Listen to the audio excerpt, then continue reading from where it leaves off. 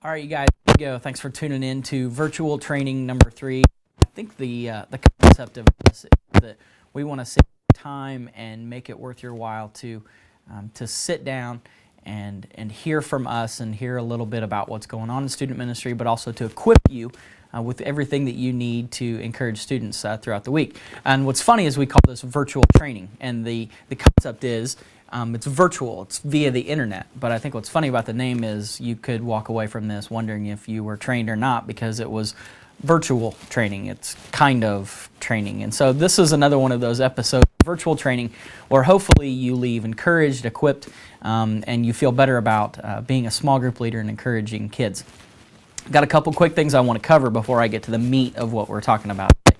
The first one is this: there will be no one on this Sunday. No one. There'll be no one this Sunday on the, what is this, the 11th. It'll be the week after the Super Bowl. Go, woo!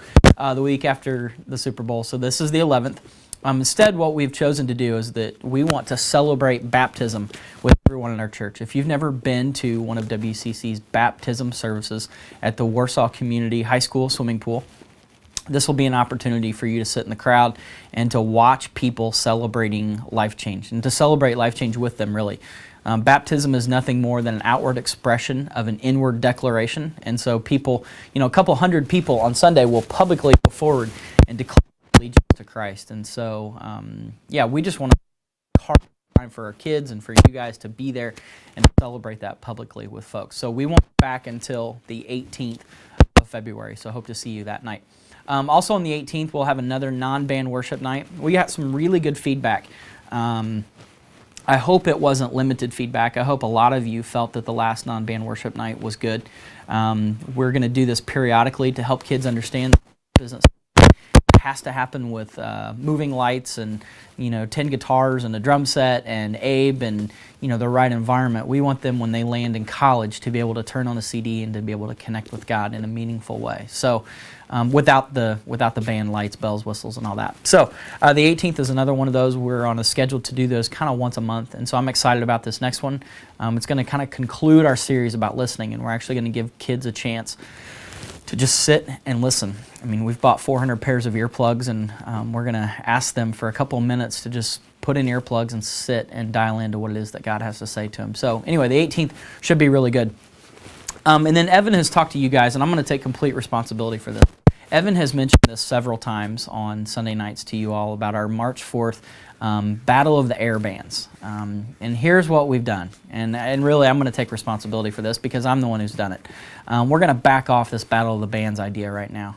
We feel like at this point, we're not going to hit it at the level that we want to hit it at. We want to be able to hit a home run with this thing, bringing on a couple hundred students from different high schools and all that onto our campus as a major outreach event. And we feel if we do it at this point, it's really going to be kind of halfway. And we don't want to do this halfway. If we're going to do an outreach event to communicate what we're all about to kids from all over the place, we want to do it well. So we're delaying that. We're still going to meet March 4th. We're going to release to you in the next couple of weeks exactly what's going to happen that night. We're not sure exactly at this point what's going to take place, but Battle of the Air Bands we're going to postpone. We'll have something else on March 4th. And then lastly, Evan has asked you guys to all sign up to be a part of summer camp. And whether it's Camp with an Impact for our middle school students or big stuff for our high school students, we want you all involved in that.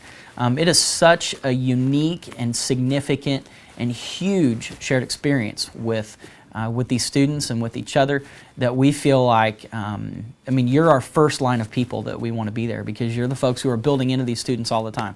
And so if you know whether or not you can be there this summer, Big Stuff is the last full week of June. Camp with an Impact is the last full week of July. We kind of over the next 30 days need to dial in and know whether you're definitely in, whether you're definitely out, or whether you're definitely a maybe. You're still thinking about it. You need to ask off work and all that. So, excuse me. We need you all, and we want you to be a part of that experience. And so both of these experiences are completely 100% free to you. There's no out-of-pocket expense. You're already giving up an entire week of your life. And so we just want you there. We need you there. We can't do these experiences without you. once we figure out which of our small group leaders are going, which ones aren't going, we will then open this up to other people who've expressed interest. There are a lot of other people that want to do this and who want in, but we want to give you that first opportunity.